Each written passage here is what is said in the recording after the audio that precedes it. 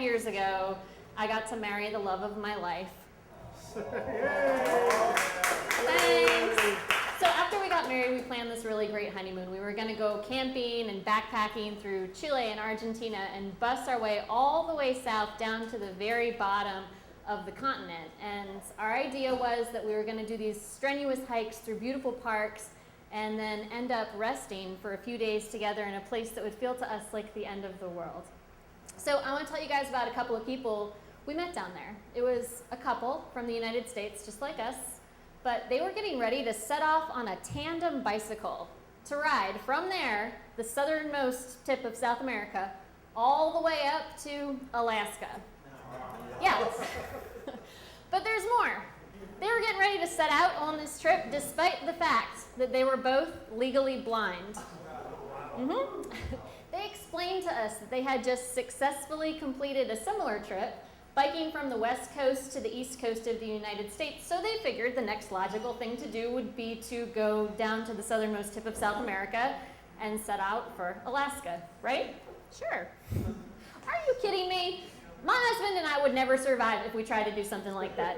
Let me give you an example of a day in the life of me and my husband. When we got down there, we didn't quite feel like we were getting the full end of the world experience, so we decided to go out a little further. We'd heard about this place on the Atlantic coast of Argentina where a ship called the Desdemona had run aground about 30 years earlier, but it was so far away from anything that no one had ever bothered to clear away the wreckage. So we thought this was going to be the place. So we rented a car and drove out through these chunky dirt roads all the way out there, and we found it. We found the shipwreck. And guys, it was really magnificent. It was like this big rusted whale of a sea vessel.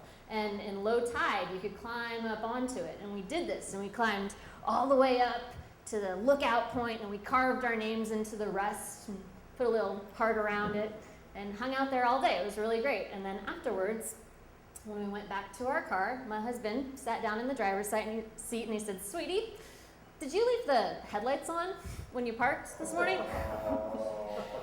And I had left the headlights on that morning when we went out on our little adventure in the most remote, desolate place that we could find on the entire continent.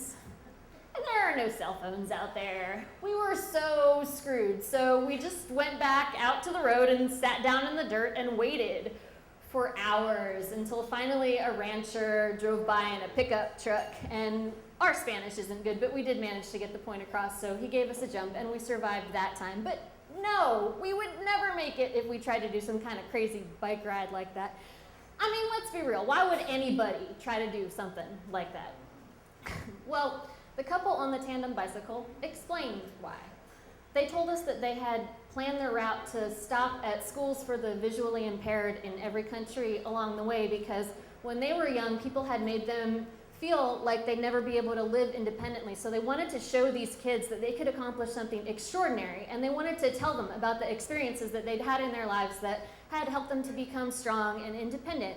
And guys, I followed their blog all along the way, and I'm so happy to tell you that in August of 2013, they arrived safe and sound on their tandem bicycle in Dead Horse, Alaska.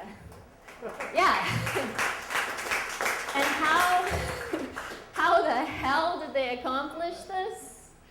Well, even though they were both legally blind, they had different disabilities and different strengths. The woman was severely myopic, so she could see blurry forms, but no details. And the man could actually see pretty well during the day, but he was blind after dark. So he would lead the bike when they rode during the day, and she would provide pedal power in the back, and then when they stopped at night, she would guide him after dark at their camp, just like we watched her take him by the elbow and walk him back to their tent after we finished talking that night.